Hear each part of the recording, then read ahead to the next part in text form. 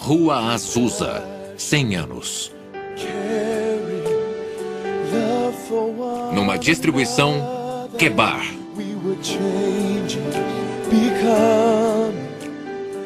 Celebração dos 100 anos do renascimento da Rua Azusa.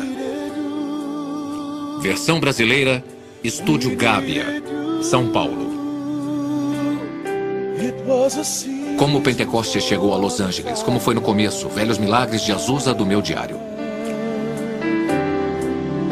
You came to touch, to visit us, and to fill the hearts of men with your fire once again, to heal, to love, to change.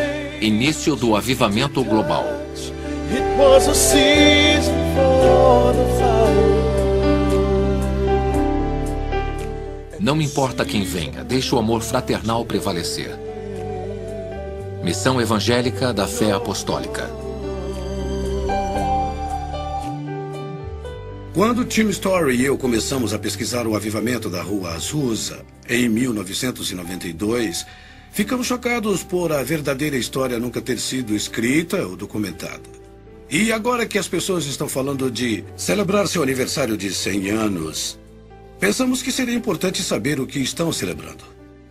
Cada membro da igreja que seja carismático ou pentecostal tem suas raízes do avivamento da Rua Azusa e, mesmo assim, a maioria das pessoas não conhece sua própria história. Achamos que é importante a história ser contada e compartilhada com essa geração e passada para nossos filhos e nossos netos. Devemos compartilhar com eles nosso rico legado espiritual que temos com Deus vivo. Quem somos? Por que oramos como nós oramos? Por que adoramos como adoramos? Nosso trabalho como produtores e ministros não é só apresentar os fatos históricos, mas colocar carne e sangue e fazer as pessoas da história virem à vida. Torná-las vivas e fazer com que o documentário seja usado para ensinar. Então, esperamos que desperte o interesse para um novo avivamento. As chamas estão sendo acesas pelo Espírito Santo em todo o mundo. Dessas pessoas.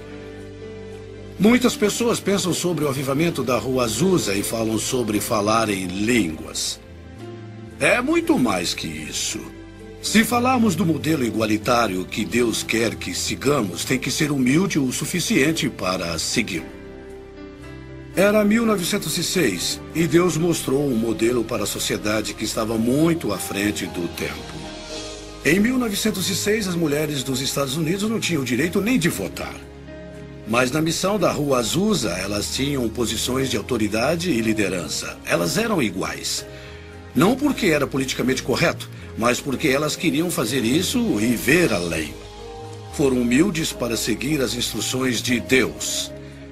Em 1906, havia leis pesadas de segregação por toda a sociedade. E ainda assim, Deus mandou um avivamento para negros, brancos, hispânicos, todas as raças reunidas e amadas como uma. Deus mandou as respostas para a integração 50 anos antes de qualquer legislação de direitos civis. Os sábios da igreja apontaram como a maior realização de Deus no século XX. Como um trabalho tão importante de Deus pode ser quase esquecido? Porque a história verdadeira nunca foi realmente documentada ou contada. A história que não foi contada. Estou, de certa forma, chocado por as pessoas saberem tão pouco. Em parte, acho que é porque os historiadores não souberam lidar com isso. Os líderes da igreja não souberam lidar com quem esses pentecostais são. São tão diferentes, são tão estranhos. Trazem perspectivas que são desconfortáveis para nós. E também são, eu acho, questões de classe e raça, sabe?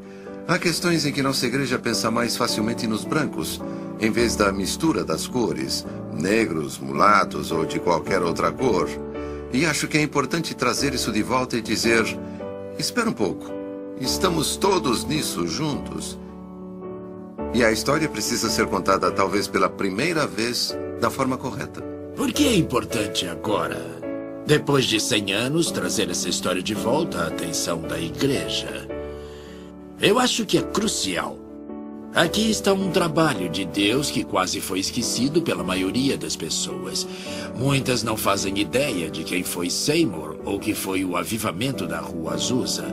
Agora, de acordo com as últimas estatísticas, há mais de 600 milhões de carismáticos e seguidores de Pentecostes. Somam mais de 600 milhões de pessoas. Eu cresci em uma igreja pentecostal afro-americana, classe média. Fomos educados de acordo com a tradição, mas nunca soubemos nada sobre o avivamento da Rua Azusa e eu nunca ouvi falar de Seymour. Seymour era afro-americano e as pessoas que deveriam contar a história são os afro-americanos. Primeiro, muito de nós não sabíamos e segundo, não dávamos nenhum valor e não sabíamos como articular. Então, apelamos para os brancos. Significado histórico. Sidney Ostrom, da Universidade de Yale, uma vez disse que William J. Seymour exerceu mais influência do que qualquer outro líder afro-americano na história dos Estados Unidos. E na revista de história cristã, William J. Seymour foi listado como um dos maiores líderes cristãos do século XX inteiro. Quando a revista Time fez uma edição especial sobre os 2000 anos de cristianismo, a Rua Azusa foi citada como um dos maiores eventos nesses 2000 anos de fé. Espera um pouco, nós deixamos passar uma grande história aqui, que teve um grande impacto. Precisamos ver isso de forma mais séria. Não tem como exagerar a importância histórica do avivamento da Rua Azusa. A igreja nunca mais será a mesma pelo que aconteceu no avivamento da Rua Azusa.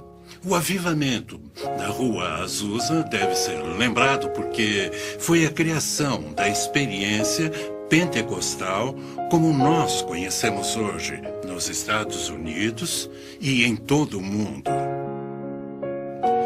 A experiência dos Atos dos Apóstolos se tornou viva. Não era só uma coisa que as pessoas liam.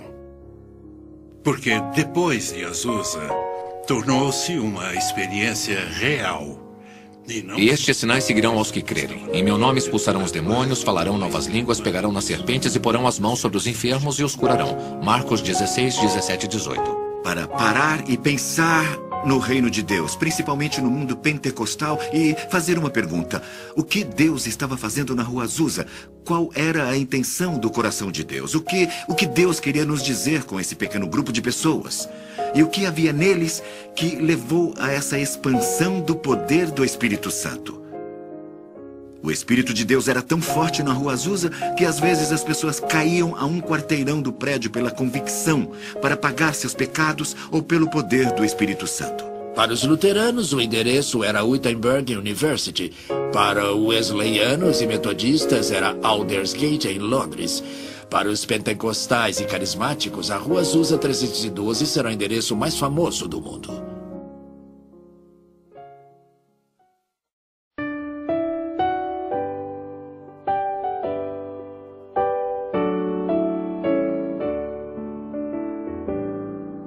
Oração atendida. O Dr. Vincent Synan disse que, para os cristãos, a Rua Azusa 312 seria um dos endereços mais famosos do mundo. E o historiador Sidney Ostrom disse que Seymour exerceu mais influência sobre os cristãos americanos do que qualquer outro líder negro. E começou aqui, há mais de 100 anos, no que era então Rua Bonnie Bray 214. O endereço foi mudado para o atual Rua Bonnie Bray 216. Esta é a casa e o lugar em que tudo começou. Como em Atos 2, versículo 4, eles falaram em línguas. Esta casa da Rua Bonnie Bray 216 é a última estrutura física que sobrou relacionada ao avivamento da Rua Azusa.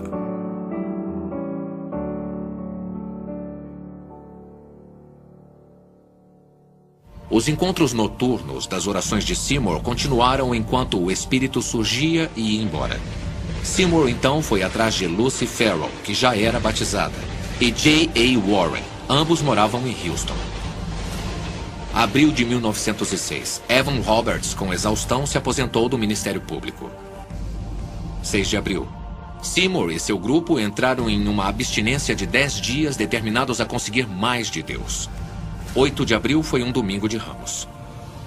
Segunda, 9 de abril de 1906. Seymour visita Lee em sua casa por volta das 18 horas para orar por sua recuperação de uma doença. Lee se sente bem melhor e pede para receber o Espírito Santo, com o esperado sinal de se sentir preenchido por ele. Em resposta à prece de Seymour, Lee começa a falar em línguas. Ambos ficam extasiados. Seymour e Lee vão até Bonnie Bray para o encontro. Seymour começa com um louvor e depois, como é lembrado, com uma prece da congregação e vários testemunhos.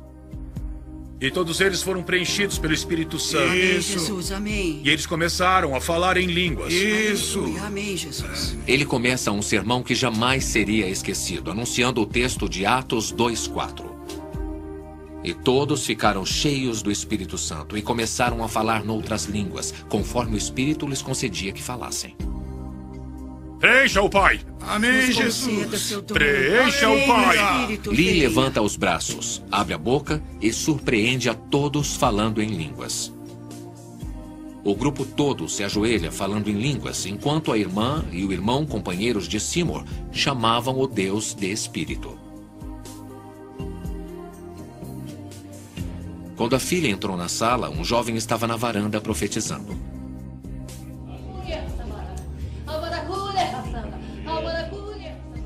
Jeannie Evans Moore, que morava na casa da frente, começou a falar em línguas. Jeannie não sabia tocar piano, mas preenchida com o Espírito, ela tocava lindamente. E com uma linda voz, incrivelmente cantou em 6 línguas estrangeiras, com interpretação.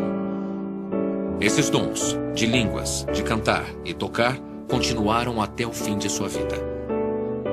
Aquele piano está na casa de Bonnie Bray até hoje.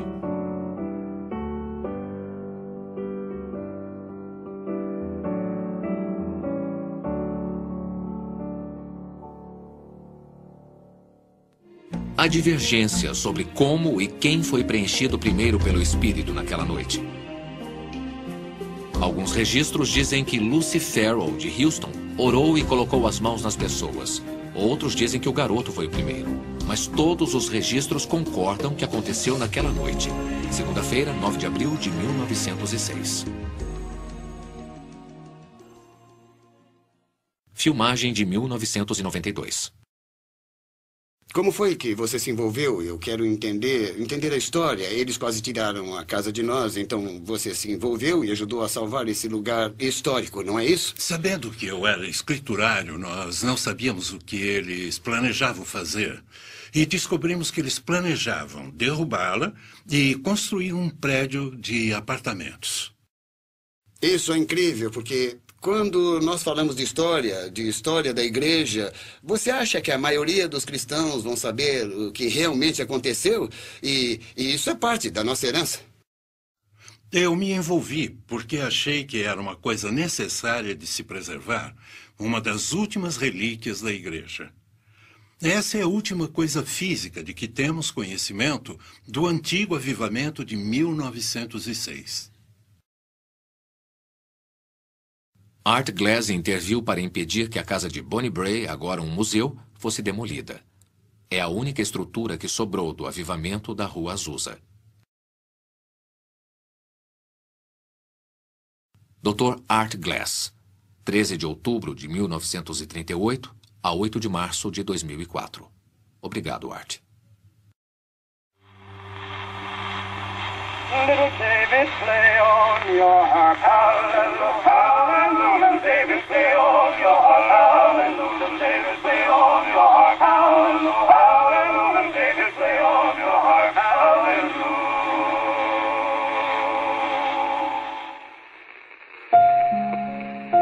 Legado esquecido. A história das mulheres de Azusa. O legado esquecido. O ano era 1906, mais de 4 décadas antes de elas conseguirem o direito de votar. No entanto, na missão Azusa, essas mulheres participaram e dividiram responsabilidades. Elas eram iguais. Não porque era politicamente correto, mas porque elas foram levadas a ser assim. Um grupo de mulheres foi ajudado por Deus a se encaixar no avivamento de espírito e foram para o mundo. E para falar a verdade, essas mulheres ajudaram os futuros líderes a serem preenchidos e ensinados. Essas mulheres foram absolutamente essenciais para o avivamento e teria sido um avivamento completamente diferente sem elas. Alguém como Lucy Farrell, foi ela que contou a Seymour como ser preenchido. Foi ela que Charles Parham usou para colocar as mãos e tirar as doenças em Houston, Texas, onde as pessoas foram preenchidas. Foi ela que Seymour chamou e fez com que fosse a Bonnie Bray para que as pessoas fossem preenchidas. E como ninguém sabe seu nome, não pudemos encontrar uma foto dela. Lucy e algumas dessas grandes mulheres de Deus. Suas contribuições nunca foram honradas, seus nomes nunca foram citados, a história delas nunca foi contada. E temos que dizer por quê. A história foi escrita sem as mulheres, a maior parte dela foi escrita pelo homem. E em boa parte dessa história, as mulheres foram esquecidas. Muitos líderes no movimento pentecostal diriam se tivessem contado a história. Eu fui tocado por essa mulher, eu recebi o Espírito Santo pelas mãos dessa mulher. Você não pode ter o Azusa como ele aconteceu, sem o forte apoio das mulheres. Elas foram cruciais para o avivamento. Pelo sucesso, temos que olhar igualmente para homens e para mulheres. Sem o sacrifício delas, sem o apoio, sem o desejo delas de levar o evangelho, às vezes, para lugares que os homens não queriam ir, não veríamos o movimento que vemos hoje. Essas mulheres não oram apenas, elas esperam que Deus responda. Então, quando oravam, procuravam uma resposta específica de Deus. Se você realmente estudar o avivamento, verá que teria sido diferente sem as mulheres.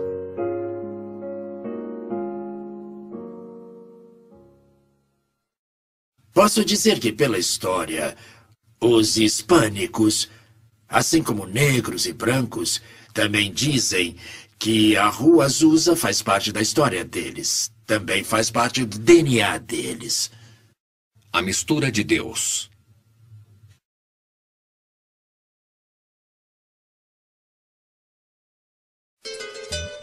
Não existem muitos nomes hispânicos que aparecem na missão da Rua Azusa. É realmente uma tragédia e acho que há uma razão para isso. Também acho que é importante reconhecer que aqui, na parte sudoeste dos Estados Unidos, há diferenças de classes que são desconsideradas dentro da comunidade latina. Existem aquelas pessoas que têm seus traços da Espanha, por exemplo, e há também os indígenas, que são nativo-americanos. Eu tenho duas enteadas, uma com descendência hispânica e outra nativo-americana. E isso cria questões culturais interessantes entre elas dentro da minha casa. Também tem o caso das pessoas que chamamos de califórnios. São pessoas que eram da Califórnia antes de se tornarem mexicanas. Considerando que eles tinham terras e direitos na Califórnia, eles eram da linhagem espanhola e tinham concessões de terras. E esses três tipos de pessoas apareceram na missão da Rua Azusa, e acho que é uma prova da diversidade latina que havia em Los Angeles. Os hispânicos estavam lá desde o começo da Rua Azusa. Algumas pessoas acham que a primeira pessoa salva no Azusa foi um hispânico católico que estava trabalhando na reforma do prédio. Ele foi salvo. Vamos dar uma olhada na história. Posso pensar em três famílias em particular. Uma delas era de Abundio Lopes e sua esposa Rosa. Quando sua esposa se junta a William Seymour, ele começa a pregar em vários lugares, todas igrejas de língua espanhola. Primeiro podia-se encontrá-lo na San Fernando Road e em um lugar chamado God's Detective Mission, um nome estranho para uma igreja, mas segue as diretrizes e foi claramente criada para atender às necessidades de trabalhadores de língua espanhola. Depois, ele passou a pregar em uma igreja chamada Apostolic Faith. Então, obviamente, ele captou a essência com William Seymour, mas era uma igreja apostólica de língua espanhola. A alguns quarteirões da missão da Rua Azusa, Ele era claramente um imigrante mexicano. Depois temos as pessoas chamadas califórnios. Conhecemos o nome A.C. Valdez, Alfred Valdez, que se tornou evangelista internacional. Ele tinha 8 anos de idade quando sua mãe, Suzy, o levou à missão da Rua Azusa. Então, A.C. Valdez se tornou um evangelista internacional. Mas eles são califórnios. Podem traçar suas origens de quando Cortés veio à Califórnia e começou a estabelecer a cadeia de missão. O tataravô de A.C. Valdez foi um dos soldados de Cortés. Ele veio e se estabeleceu em Ventura, na Califórnia. Um terceiro tem um homem que é mencionado, seu nome ele é Brígido Pérez. Ele vem, é um jovem, ele é solteiro e acho que provavelmente é um integrante mexicano que vem para os Estados Unidos e encontra trabalho. Quando ele é batizado, decide que não pode ficar parado, tem que fazer alguma coisa. E sei que depois ele vai para o México, então temos vários nomes de latinos no período de 1906 a 1909 que fizeram uma diferença significativa. Há outros nomes que aparecem especialmente no movimento apostólico.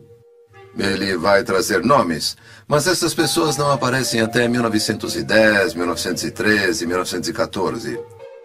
George Montgomery foi um investidor no mercado de ações. Ele tinha um lugar na Bolsa de Valores de São Francisco e era um homem muito rico. Tinha minas de ouro no México e usou essas minas para financiar os ministérios. Certamente, George Montgomery foi uma grande influência na liderança do irmão Olazábal e de Juan Lugo na experiência pentecostal. E Olazábal se torna muito importante no pentecostalismo, ministrando entre principalmente mexicanos e americanos. Mas não só com eles. Em todo o sudoeste americano, tudo até Nova York. Ele funda o Ministério Latino de Língua Espanhola, com a tradição pentecostal. Ele faz um trabalho maravilhoso. Acho que é importante lembrar quem ele é. Juan Lugo trabalha com cana-de-açúcar no Havaí. Fica sabendo o que está acontecendo aqui e é resultado do trabalho que George Montgomery tem feito com pentecostais. Ele entra em contato e vem para a Rua Azusa e acaba em Porto Rico. Então estabelece seu trabalho em Porto Rico e Nova York. Então estamos falando de pessoas que podem não ter passado muito tempo na missão, mas eram muito próximos dessas pessoas que foram participantes da missão da Rua Azusa. Há uma espécie de ligação. Muitos mexicanos foram para a Rua Azusa e o movimento pentecostal se espalhou por todo o México e Estados Unidos. Logo depois da Rua Azusa, grandes movimentos. Depois pela América do Sul, que agora em alguns países da América do Sul, como Guatemala, o pentecostalismo atinge cerca de 40%. No Chile, cerca de 30%. No Brasil, provavelmente 10% ou 30%. Então, a América Latina é cenário da explosão de crescimento do pentecostalismo pelo mundo. Grandes quantidades de grandes igrejas do mundo estão na América do Sul. Então, o espanhol se tornou língua de comunicação dos pentecostais por todo o mundo, seja lá onde ela é falada.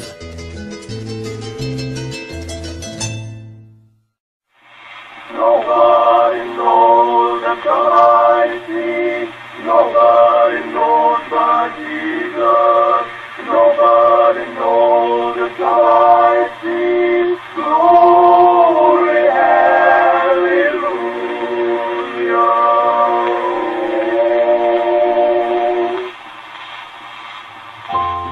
Preço pago. Nenhum movimento enfrentou tanto preconceito e oposição quanto a missão da Rua Azusa.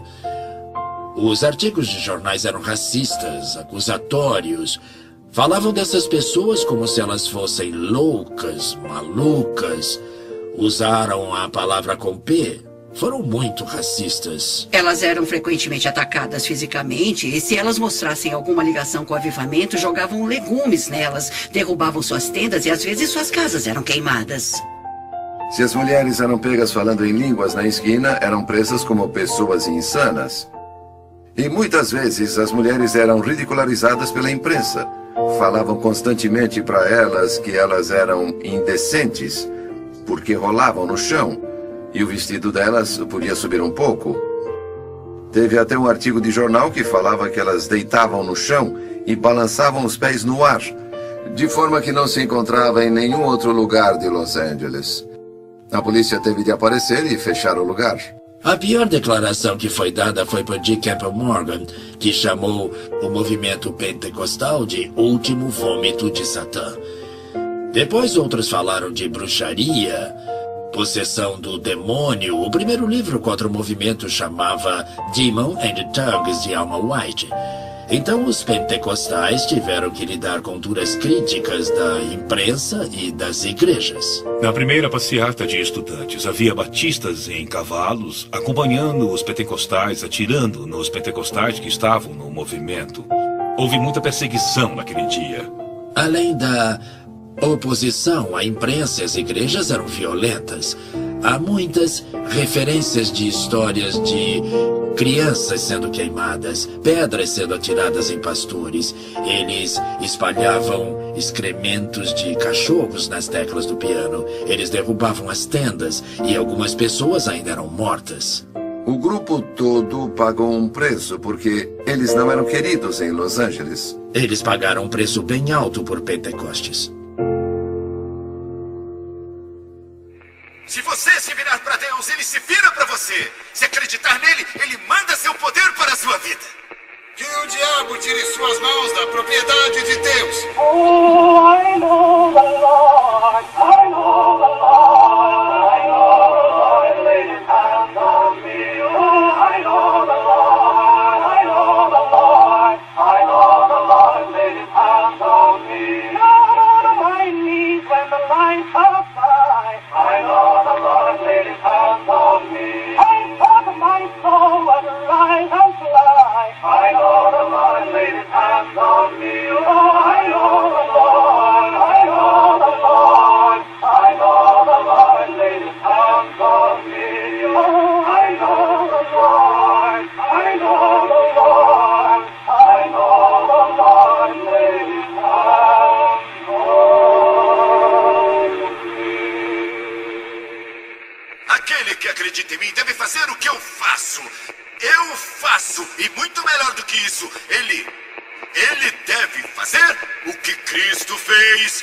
Cristo libertou as pessoas, Cristo as tocou e elas se curaram.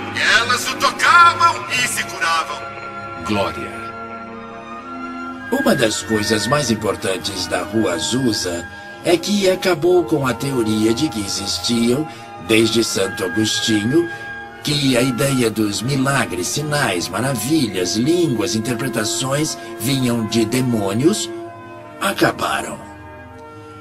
Mas o avivamento da Rua Azusa trouxe de volta à vida da igreja moderna o dom do Espírito Santo, o carismático, os milagrosos trabalhos do Espírito Santo. Então a mulher se virou e disse: ó Deus, salve a minha alma, entre em meu coração, cure o meu corpo aflito da tuberculose, eu te peço com essa voz fraca. O Espírito de Deus veio para mim, e eu senti em cada pedaço da minha carne mortal. E o poder de Deus é tão grande que ele me levantou da cama, e eu comecei a gritar de felicidade: salva pelo Espírito de Deus. E Deus nunca falaria. Essa geração de ministros curadores foi formada da fundação do avivamento da Rua Azusa. E você, leve meu poder de cura para a sua geração. E eu sabia. Centenas de aleijados, centenas. Centenas de cegos e surdos. 40, 50 mil pessoas estavam lá. E essa pessoa foi transformada do jeito mais incrível. E quando comecei a pregar para o mundo, de repente, aquele aleijado começou a se esticar. E você podia sentir os ossos se quebrando. Eu vi uma coisa que não tinha visto até aquele momento da minha vida e depois vi centenas de vezes repetidamente.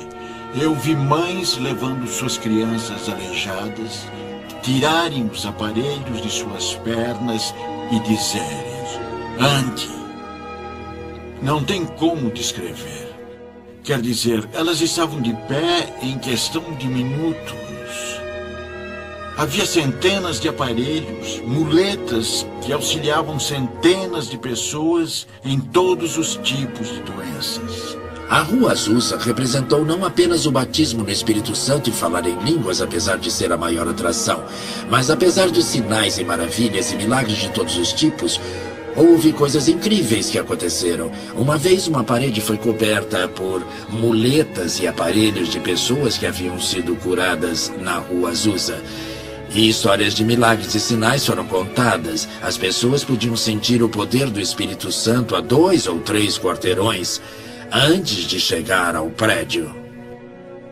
Eu acho que foi o jornal Times que disse que se isso deixava bravo para ver exatamente o que era.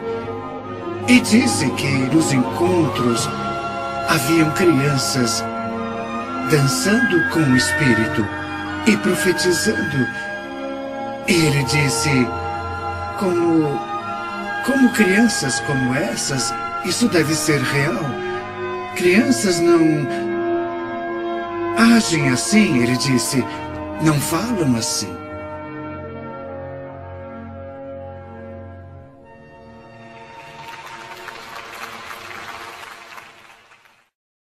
Foi um grande movimento cultural. Tinha muito a dizer aos líderes da sociedade, tinha muito a dizer aos líderes contemporâneos da igreja. O que temos a oferecer hoje, o que nós temos que seja único. Nós parecemos com as igrejas do resto do mundo. Compromisso.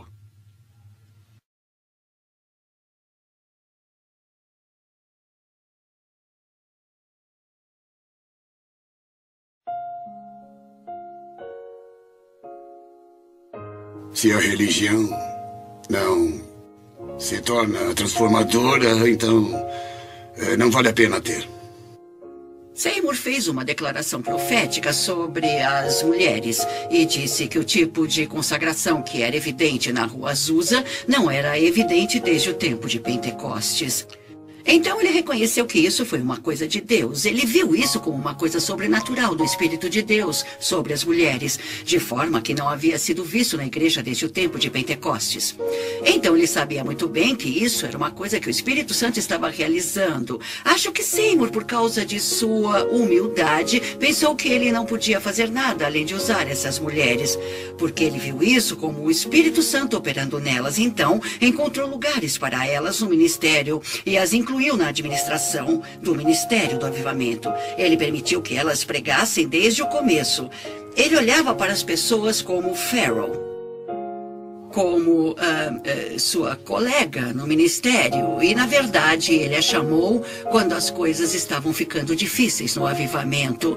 Ele pediu sua ajuda, então ele a via como igual. Ele recebeu Florence Crawford no ministério e ela ficava como líder na Califórnia. Então, ele era muito aberto em relação a usar mulheres de várias formas que não haviam sido usadas antes.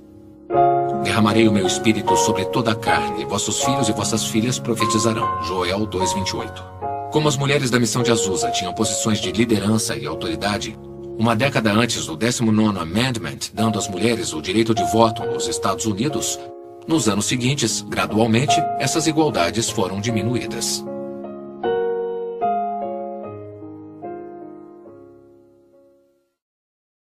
Se há uma fraqueza no pentecostalismo, é que deixamos a cultura ao nosso redor nos espremer no molde dela, quase em oposição a Romanos 12:1-2, sobre não se conformar em relação ao mundo. Mas o mundo, de certa forma, nos colocou em um modelo e disse, vocês não podem ser assim, não devem ser assim. E aí, como resultado, nós abrimos mão de várias coisas que nos tornaram o movimento que somos. Os pentecostais eram considerados fanáticos, eram considerados de classe baixa, eram considerados sem educação. E eles queriam algum respeito. Um dos preços que se tem que pagar pelo respeito é que você tem que incluir as mulheres. Isso era conhecido como uma operação que dava às mulheres liberdade, que era nova e desconhecida. Então, se vamos ser respeitados, nós temos que incluir as mulheres. Nós fomos profundamente influenciados dentro do pentecostalismo pelo movimento evangélico. Os evangélicos foram o primeiro grupo de cristãos que deram qualquer atenção às igrejas pentecostais como igrejas cristãs sólidas. No começo éramos vistos como frios, éramos vistos como céticos, éramos vistos como pessoas que deveriam ser marginalizadas da sociedade. E foram os evangélicos que vieram para nós quando formamos a Associação Nacional de Evangélicos e disseram: vocês podem nos ajudar e nós ajudamos vocês. E esse reconhecimento valeu muito para nós. Havia uma revolta contra a ideia moderna de mulheres e a liberdade e as coisas que vinham junto. Mas, ao mesmo tempo, o movimento queria ganhar respeito porque, desde o começo, eles lutaram e eram vistos como causadores da diferença. Então, os pentecostais eram considerados um mal e eles não queriam mais ser vistos dessa forma. O papel das mulheres mudou conforme as igrejas foram ficando maiores. Não as coloquem no púlpito, não permitam que elas tenham palavra igual ao governo da igreja. E acho que parte disso foi um acordo dos evangélicos, que sempre foi considerado principal, as mulheres manterem o silêncio na igreja, e eles não veem o livro de Joel e o livro dos Atos da mesma forma que os pentecostais. Uma troca por serem aceitos no movimento evangélico era a mudança da posição das mulheres. E, infelizmente, acho que os pentecostais foram levados a não lutar, a se acomodar pelo fato de que o que realmente o torna pentecostal é ser batizado no Espírito e, em muitos casos, que tenha falado em línguas. Quando estamos em Cristo, os outros sabem, nós sabemos. As pessoas que nos observam sabem. Na verdade, só estamos realizando as orações de Jesus. É o que todos nós queremos. É o que todos nós queremos que o mundo acredita. Esse é o objetivo do grupo. O objetivo do grupo não é só se reunir para ficar juntos. Eles se reúnem para o mundo ver. Aparentemente todos se reúnem. Aqueles que se chamam de cristãos se reúnem. Gálatas 3:28. Não há judeu nem grego, não há escravo nem livre, não há homem nem mulher, porque todos vós sois um em Cristo.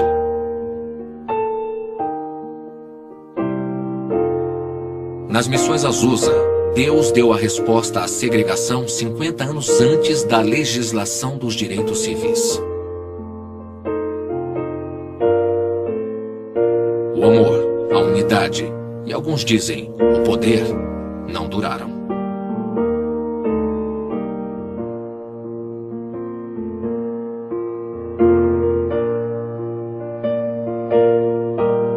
Porque o homem entrou no caminho.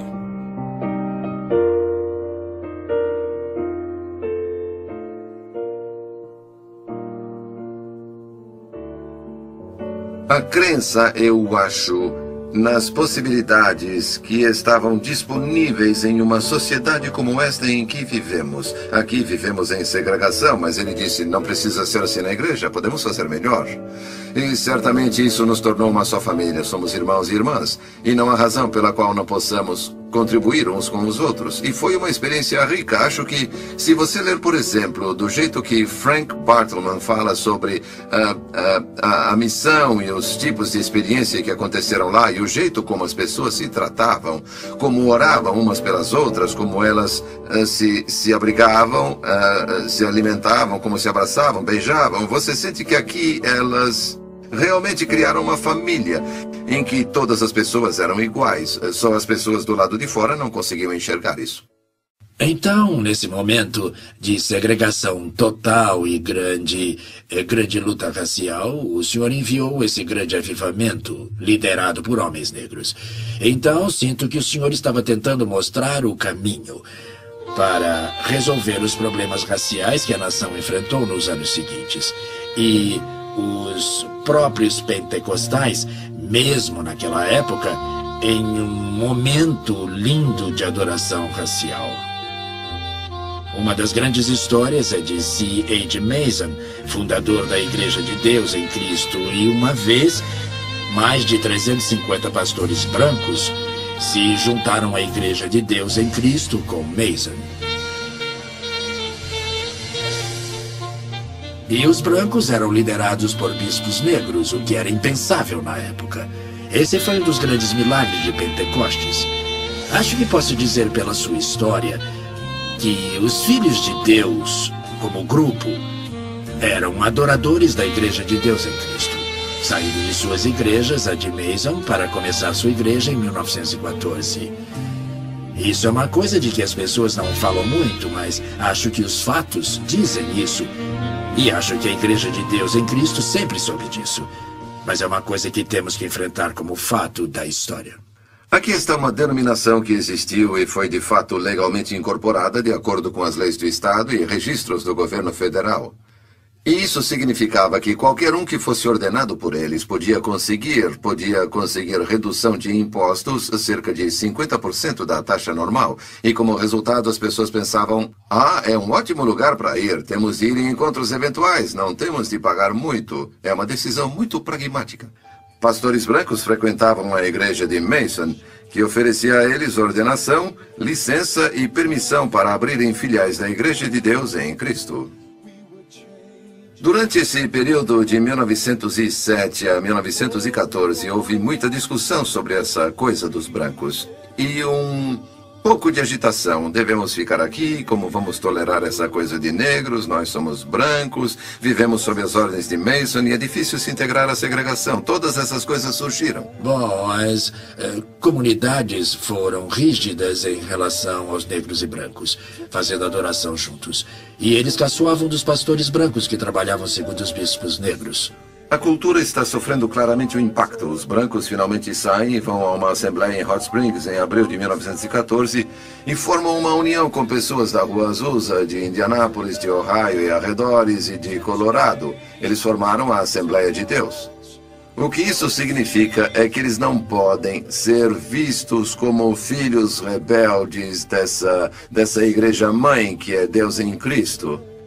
Você pode ver isso de certa forma como separação racial. Eles acharam que isso era bom porque os brancos podiam evangelizar melhor os brancos e negros podiam evangelizar os negros. Foi a desculpa que arranjaram. E eles precisam voltar e dizer, nós devemos a essas pessoas. Eles nos abrigaram em tempos difíceis, eles nos deram espaço, reconheceram a entrada de Deus em nossas vidas. Poderíamos ter trabalhado com eles se quiséssemos driblar a cultura e driblar o sistema, mas decidimos não fazê-lo e, como resultado, falhamos em espalhar a palavra e a mensagem de que todos são normais diante dos olhos de Deus e certamente na plenitude do Espírito.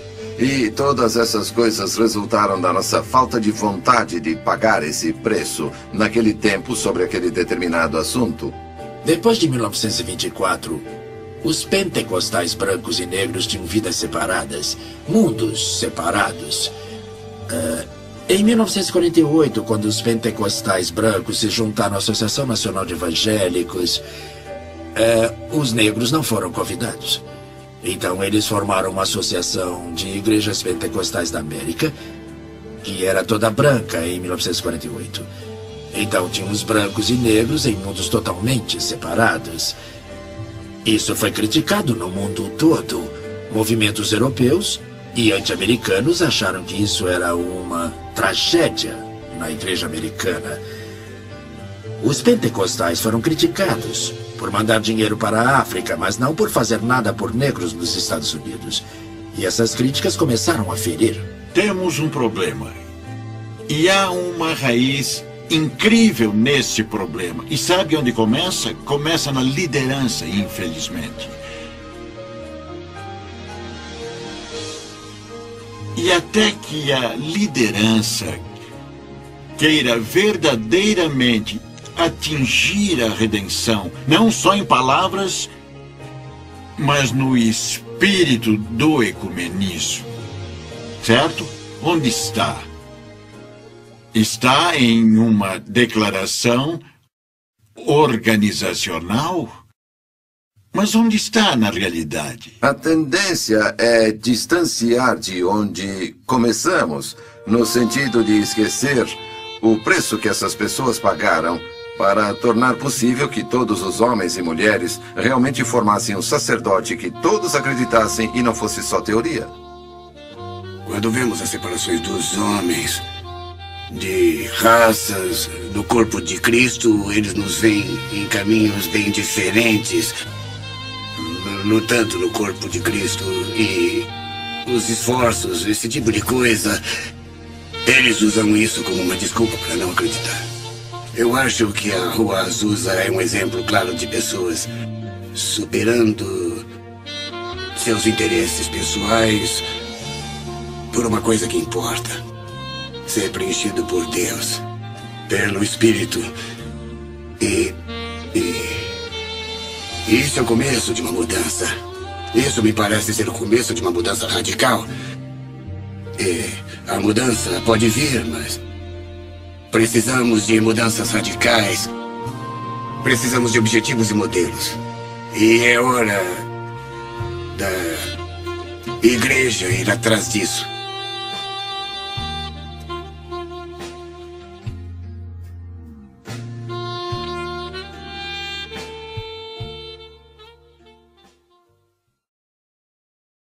Em 1914, tomamos rumos diferentes, mas o Senhor nos uniu novamente.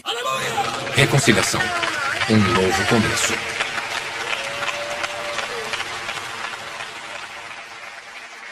Foi chamado de O Milagre de Mênfis.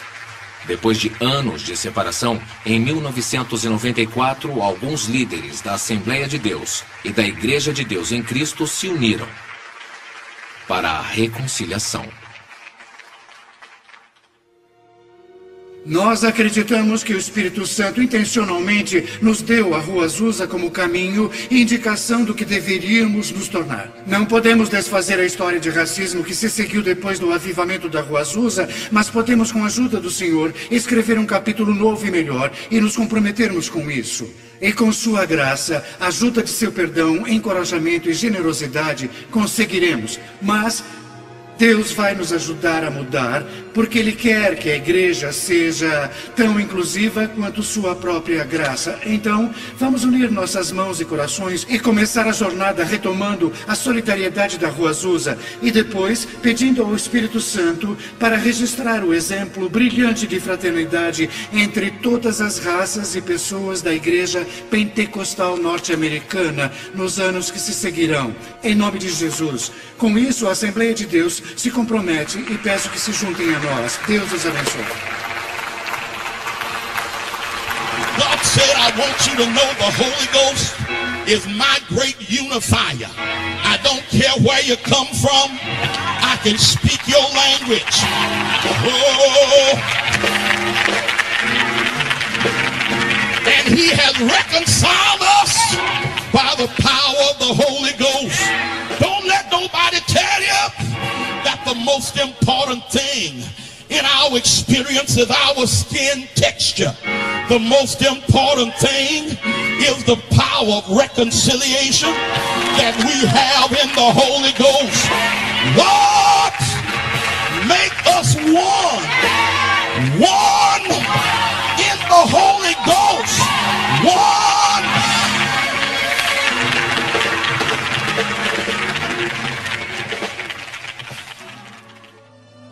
O que aconteceu não foi só para as duas comunidades, mas foi simbólico para todos os crentes.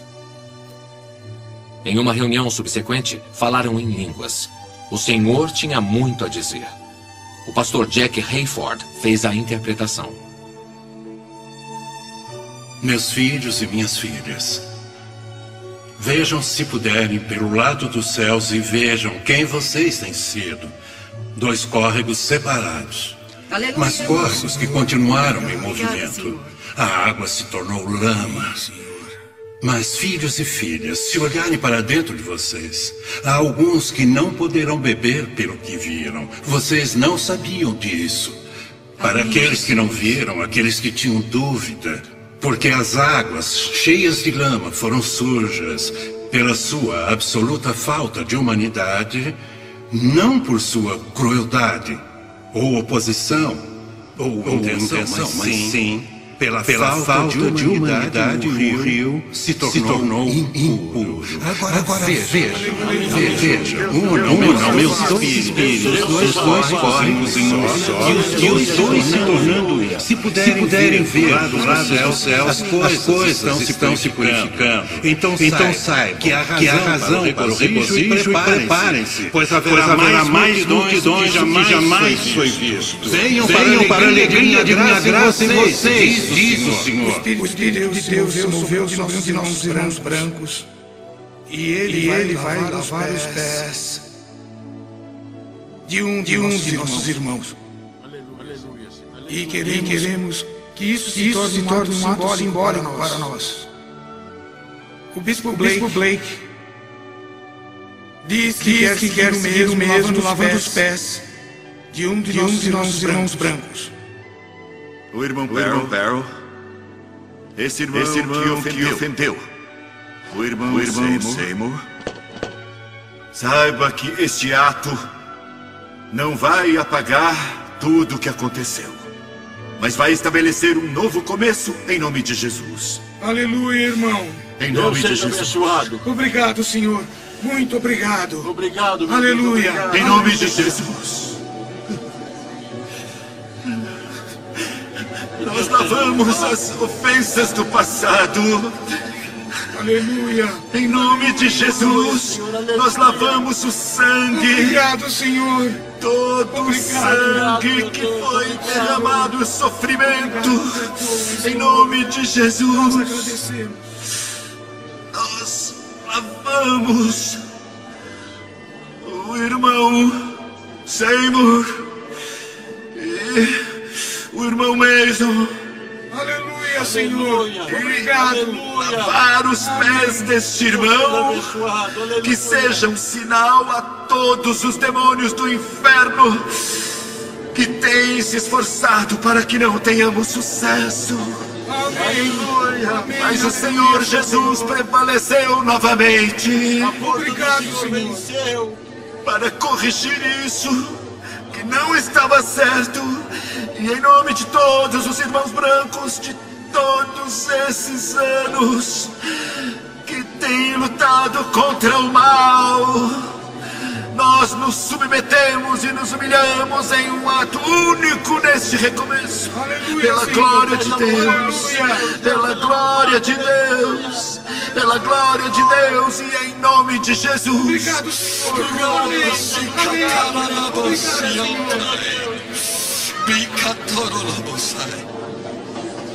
Aleluia. Aleluia. Deus seja abençoado. Jesus. Amém, Senhor.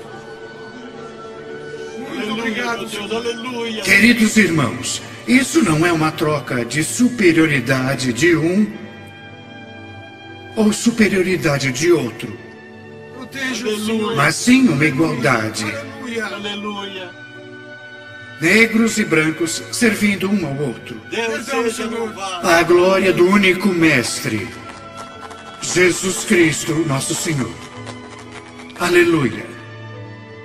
Ele é nosso Senhor e somos seus servos. Aleluia. E servindo uns aos outros, Aleluia. vamos servi-lo. Aleluia. Aleluia. Em nome de O bispo Jesus. Charles Blake, da Igreja de Deus em Cristo, lava os pés de Thomas E. Trask, superintendente-geral das Assembleias de Deus. Perdoa os nossos pecados, Senhor. Glória a Deus. Glória em nome de Jesus. Nós louvamos. Aleluia. Aleluia. Aleluia. Quero que todos que estão presentes aqui, se puderem, que se ajoelhem para Deus e se tornem seus servos. E que, especialmente na presença de Deus, se tornem servos disponíveis para servir o corpo de Cristo. E especialmente na reconciliação e conscientemente lavarmos os pés uns dos outros. Ao nos tornarmos humildemente instrumentos de seu amor. We are standing on the holy ground, and I know that there are angels all. Let us praise Jesus.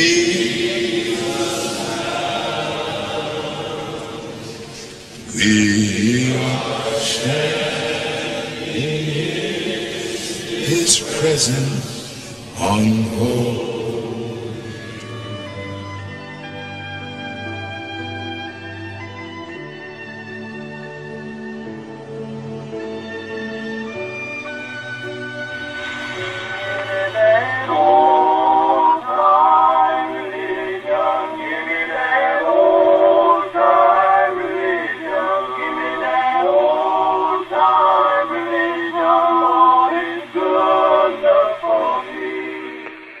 Devemos lembrar da vontade deles. Eles queriam Deus acima de tudo. Eles queriam conhecer o poder de Deus, o Espírito de Deus, Deus do coração, mais até do que suas próprias vidas. E por causa disso, Deus ouviu o apelo deles.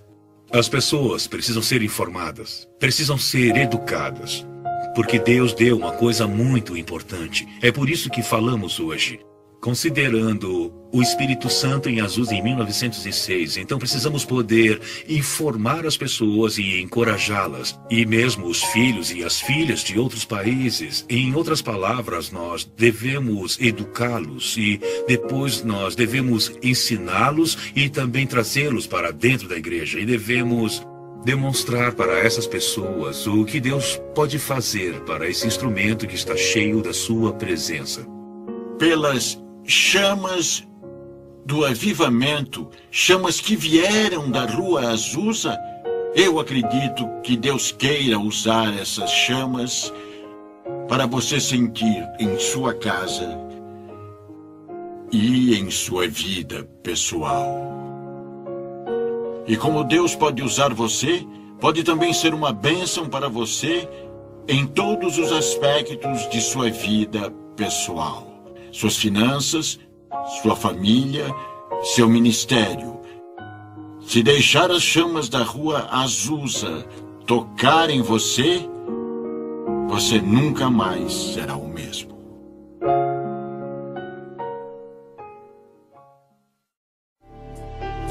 Agradecimento.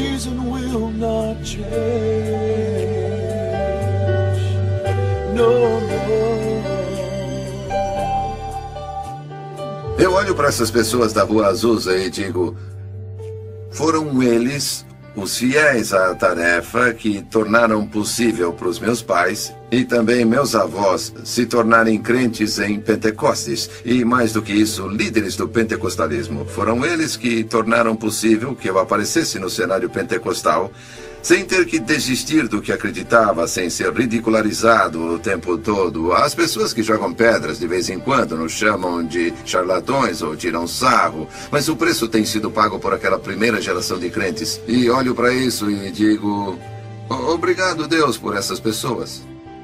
Em minha cabeça eu sempre digo, se conseguir espalhar essa informação, alguém vai conseguir ir mais além. E minha esperança é que alguém consiga ir mais a fundo. Essa é a ponta do iceberg, é o começo do movimento pentecostal.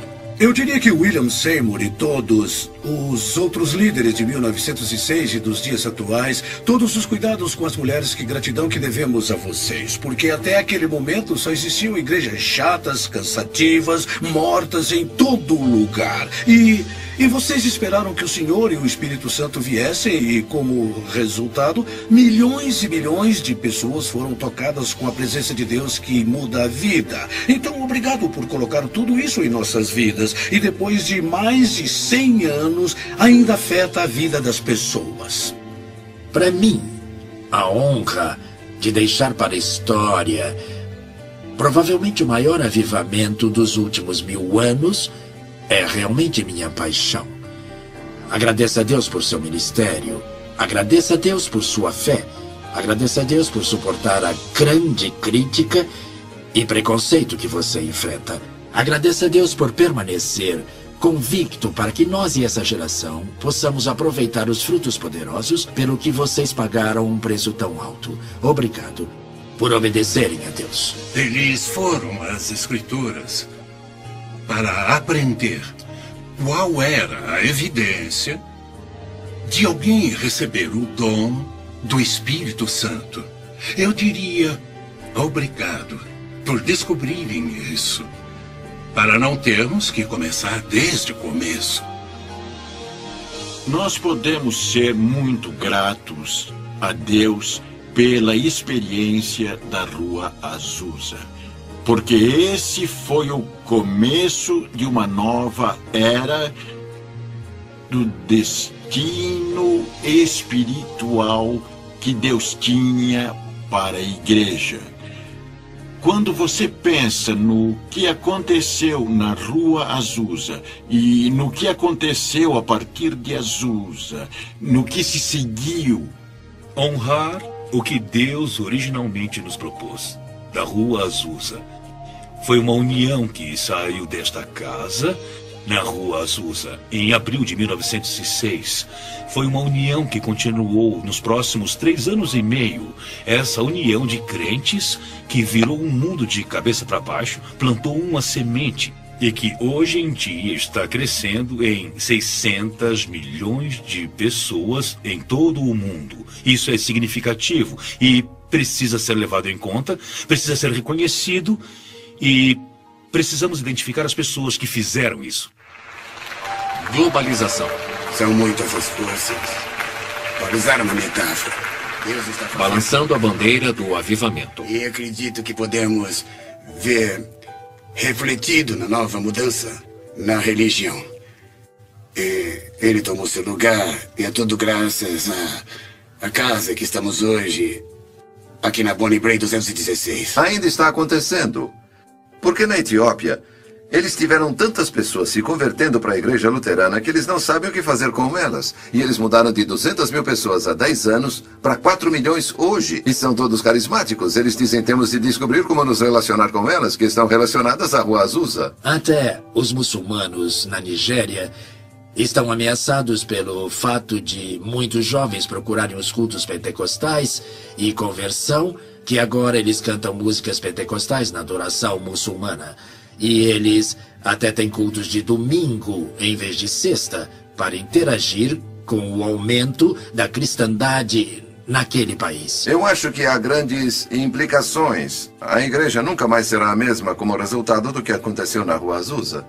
Você vai descobrir que em todo o mundo a única força que pode vencer essas barreiras religiosas são os pentecostais, que sentem o Espírito, fazem maravilhas, falam em línguas e fazem milagres. E essa força foi revelada pela primeira vez para o mundo na Rua Azusa durante os anos de glória de 1906 a 1909.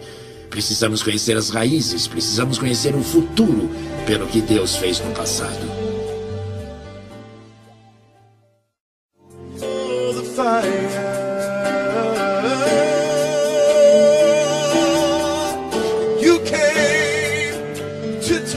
Cruzada Reinhard Bonnke, Lagos, Nigéria. 1.093.045 vidas salvas em um culto. 3.400.000 vidas salvas em uma semana.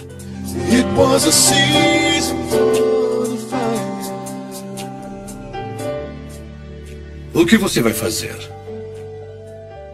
Levantar a bandeira do avivamento em sua própria casa? Em sua própria família? Levantar a bandeira do avivamento em relacionamentos e em sua própria igreja? Em sua cidade? E depois se tornar parte desse novo avivamento que vai tocar o mundo de hoje? Essa é a nossa esperança. Essa é a nossa oração. Que Deus abençoe.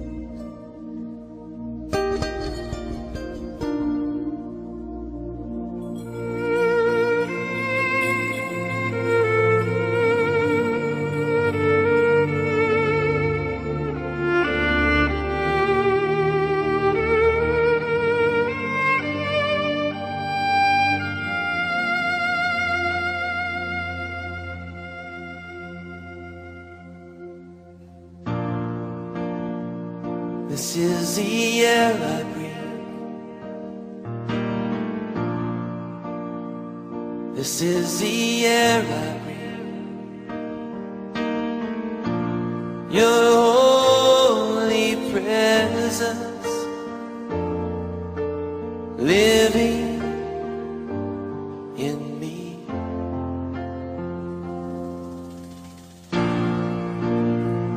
This is my daily bread.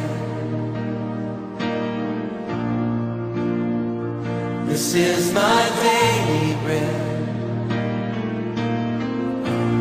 Your very word spoken to me, and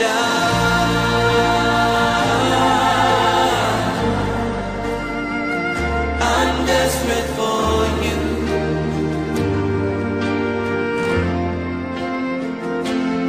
And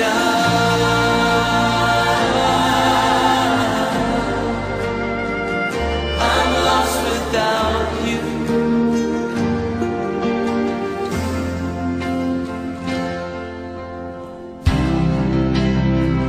This is the air I breathe. This is the air I breathe. Your holy presence living in me.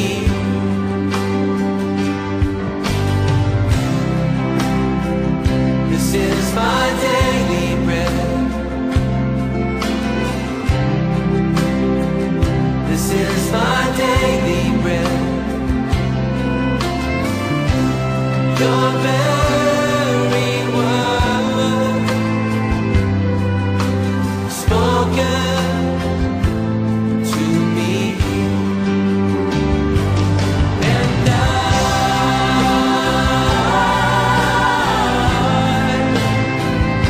I'm desperate for you.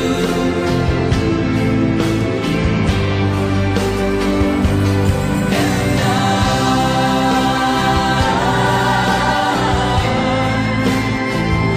I'm lost without you.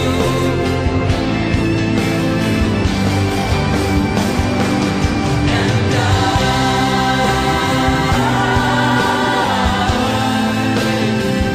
I'm desperate for you.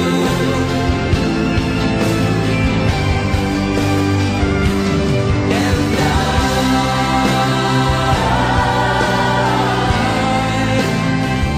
I'm lost without you.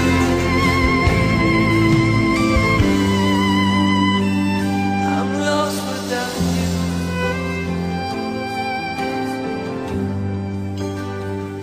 I'm lost without you. I'm desperate for you. Cry out to him. I'm desperate for you. Cry out to you. I'm desperate without you.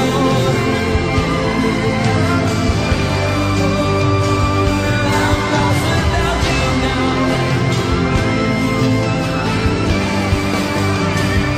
I'm desperate for you.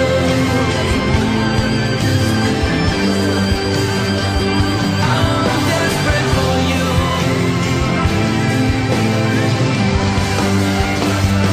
I'm lost without you. Yeah, I'm lost without you.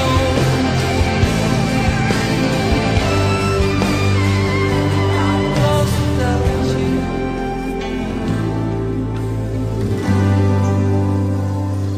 I'm lost without you.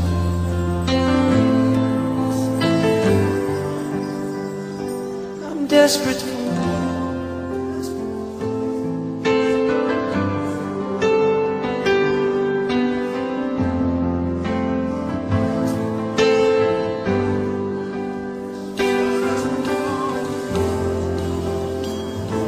How many of you are hungry for God? Are you hungry for him?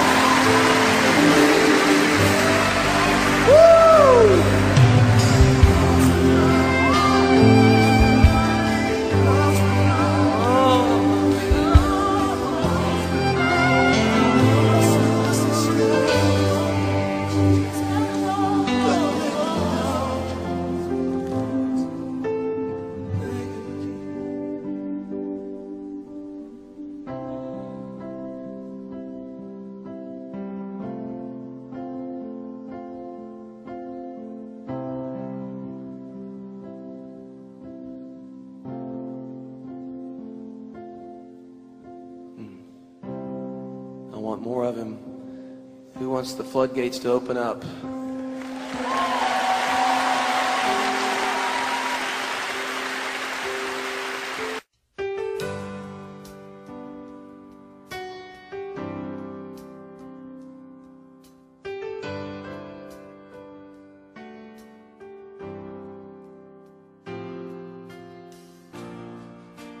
Draw me close to you.